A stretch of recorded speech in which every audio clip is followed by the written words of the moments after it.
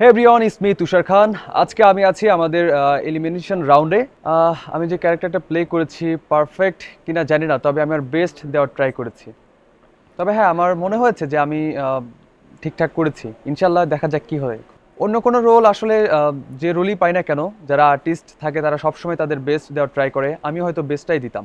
দুটোই, ভালোবাসা ফেম দুটোই আমার লাগবে। আমি চাই সবাই আমাকে চিনবে, জানবে, এক নামে সবাই আমাকে চিনবে যে হ্যাঁ, তুষার খান নামেরও কেউ আছে মিডিয়া ইন্ডাস্ট্রিতে। চেনার পর কাজটা তো ডেফিনেটলি করে যাব। চিনবে, জানবে, ভালোবাসা নিব, তাদেরকে নতুন নতুন কাজ উপহার দেবো। একজন আর্টিস্ট এর থেকে বেশি আর কি চাইবে বা কী করবে। আমি অনেক অনেক এক্সাইটেড এবং সেই সাথে নার্ভাস, বিকজ আমার সামনে অনেক বড় বড় অজ্ঞ জাজেসরা আছেন। যেমন আছে তারিক আনাম খান স্যার, মিথিলা ম্যাম, আরও আছে শাহিন স্যার। আমি অনেক এক্সাইটেড তাদের সামনে যাওয়ার জন্য, ফেস করার জন্য। আমার জন্য সবাই দোয়া করবেন, আমি যেন ভালো কিছু করতে পারি। ভালো থাকবেন সবাই।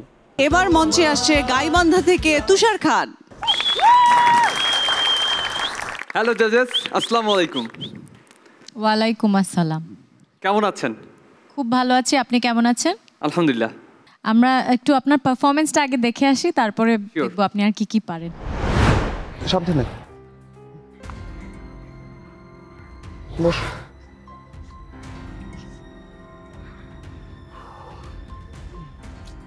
আচ্ছা, আমরা কি রাস্তা ভুল করলাম নাকি?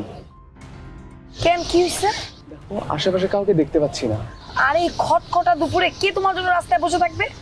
খামাখা তুমি আমাকে হাঁটায় নিয়ে আসলা যে প্র্যাকটিসে যাওয়ার আগে একটু হেঁটে যাওয়া দরকার, হেঁটে যাওয়া দরকার। আমার কি খারাপ লাগতেছে, হ্যাঁ আমার বুকটা তরফর তরফর করতেছে।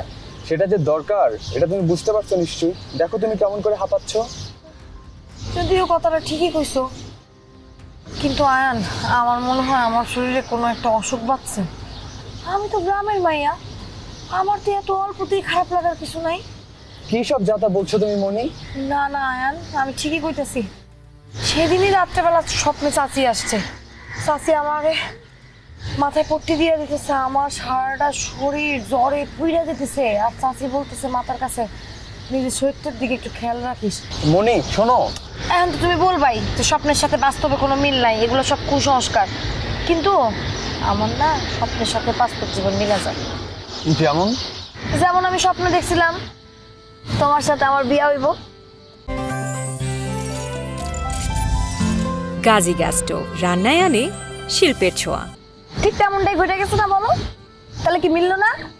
আচ্ছা, এরকম আর কি কি স্বপ্ন দেখছো তুমি? কেমন লাগলো আপনার কাছে আপনার নিজের পারফরমেন্স? সত্যি কথা বলতে কি আমি নিজেকে স্ক্রিনে বা আয়নায় দেখতে খুবই পছন্দ করি। আর এটা যেহেতু আমার অ্যাজ এ ক্যামেরার সামনে প্রথম কাজ, এর আগে এভাবে কখনো আমার করা হয়নি। আমি খুবই নার্ভাস ছিলাম। আর বিভিন্ন টিভিসি ওবিসিতে আমার কাজ করা হয়েছে অ্যাজ এ ব্যাকগ্রাউন্ড আর্টিস্ট হিসেবে। সো এটা আমার প্রথম একটা এক্সপিরিয়েন্স যেটা আমি এভাবে কাজ করেছি। অনেক নার্ভাস ছিলাম, ইমপ্রুভমেন্ট করার অনেক বেশি জায়গা ছিল। আমি যদি সুযোগ পাই ডেফিনেটলি আমি এটার উপর আরও ভালো কাজ করবো ইনশাল্লাহ। আমি কিন্তু একটু ওর কাঁপানো ডান্স দেখতে খুব ইন্টারেস্টেড। তুমি কোন শহরের মাইয়া গো, লাগে দুরা দুরা।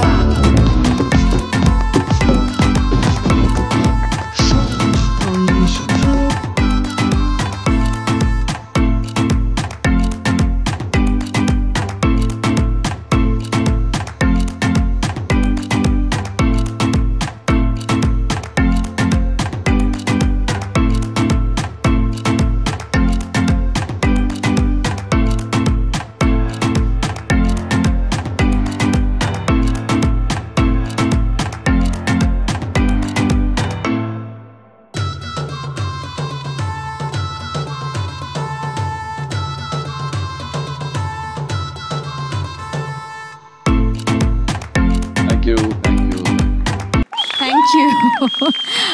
আচ্ছা, আমি তো এটা তোমরা বাকিরা ওখানে যারা বসে আছে সবাই বলুক না, স্টেজ কাঁপাতে পেরেছে? আমি তো দেখলাম ওখানে কেউ কাঁপতাছে না, কাঁপলো কি? তুমি মিমিক্রিও করতে পারো, কাকে কপি করতে পারো? শাকিব খান। হ্যাঁ করো, দেখি শাকিব খানকে কপি করো। ওটা ওখানে থাকবে, বেচারা লাস্ট পার্টি। মিউজিক বন্ধ করলি কেন? বাজাও। এই নাচো। অ্যাকচুয়ালি একটু হাঁপিয়ে গেছি, কণ্ঠটা একটু কাঁপছে। আচ্ছা, থ্যাংক ইউ। এবার তোমার নিজের পারফরমেন্সের উপরে দেখি বাকি দুজন জাজ কি বলেন। অ্যাক্টিং এর মানে তুমি প্রধান দরকার ব্রেইনটা ওয়ার্ক করবে, মাথাটা সবচেয়ে বড় দরকারি অ্যাক্টিং এর জন্য। তোমার চরিত্রটা অ্যানালাইজ করা থেকে শুরু করে বিল্ড আপ, তারপরে প্লে করা, বেসিক অস্ত্রটা মাথা। হাত পা পরে আসছে, হাত পায়ের কাজ, গলার কাজ অনেক পরে আসছে। তো তুমি এখন পর্যন্ত হাত পা বেশি ইউজ করেছো, পর্দা কি মঞ্চ কাঁপাচ্ছ, মিমিক্রি করছো, মানে আসল জিনিসটা এখনো ইউজ করো নাই, সেইটা ইউজ করবা ইনশাল্লাহ, ডেফিনেটলি। তুষার, সবচেয়ে বড় জিনিস হচ্ছে নিজেকে বিশ্বাস করতে হয়, সবচেয়ে বড় কথা হচ্ছে এটা।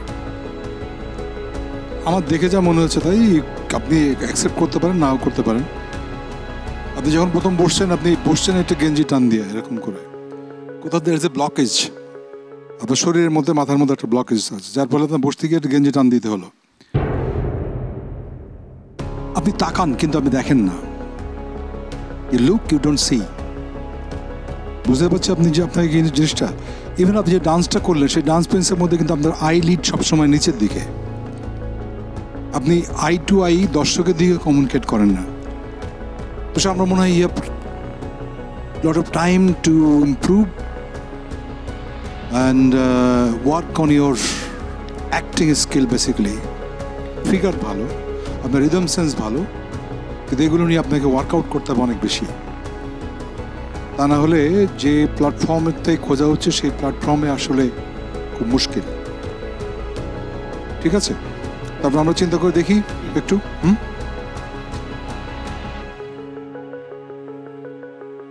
তুষার, উড়াধুরা পারফরমেন্স করে কি মনে হচ্ছে, জাজেসদের মন জয় করতে পেরেছো?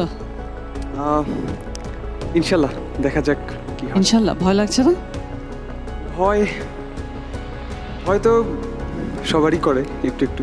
জাজেস, তুষার কি আপনাদের মন জয় করতে পেরেছে? তুষার কি মমতাজ মেহেদি ওয়েটিং জোন থেকে সুপারস্টার লাইটিং জোনে যাবে, নাকি ডেঞ্জার জোনে যাবে, নাকি একেবারে আউট হয়ে যাবে? সামগ্রিক পারফরমেন্স বিবেচনা করে আমরা ভেবেছি যে ওর আরও উন্নতি দরকার, অনেক অনেক নিজেকে প্রস্তুতি দরকার আছে। এইবার আর সম্ভব হচ্ছে না, আপনি নেক্সট টাইম যদি হয় সে তখন আবার চেষ্টা করবেন। ধন্যবাদ স্যার। তুষার, মন খারাপ করার কিছুই নেই, এখান থেকেই শুরু হবে তোমার নতুন জার্নি। অফকোর্স, ভালো থেকো। এটা তো একটা প্ল্যাটফর্ম, এরকম জীবনে অনেক অধ্যায় আসবে, কিন্তু আমাদের আসলে এটাকে ফেলিয়ার বলবো না, এটা একটা শেখার জায়গা। আমার মনে হয় তুমি অনেক কিছু শিখতে পেরেছো এখান থেকে। অনুভূতি অ্যাকচুয়ালি হয়তোবা দেখেছেন, যখন আমি রিজেক্ট হয়ে গেলাম তখন সবাই এসে আমাকে জড়িয়ে ধরলো, হাত করলো। এটা অনেক রেয়ার, আমি অনেক রিয়েলিটি শো দেখেছি, কারণ একটা না অনেকদিন ছিলাম, সবার সাথে আলাদা একটা বন্ডিং ছিল। টু বি অনেস্ট, খারাপ তো ডেফিনেটলি লেগেছে, তবে হ্যাঁ, ভালো করার, ইমপ্রুভ করার অনেক সুযোগ ছিল, আর মানুষ ভুল থেকেই শেখে। সো এখানে অনেক কিছু শিখতে পেরেছি, ইন ফিউচারে এগুলো কাজে লাগাবো ইনশাল্লাহ। না, থেমে থাকার প্ল্যানিং তো নাই, বিকজ ছোটবেলা থেকেই ইচ্ছা যে অ্যাক্টিং করব, বড় কিছু হতে চাই, এরকম বাধা তো জীবনে আসবেই। সো বাধাটাকে ওভারকাম করে যেতে চাই ইনশাল্লাহ।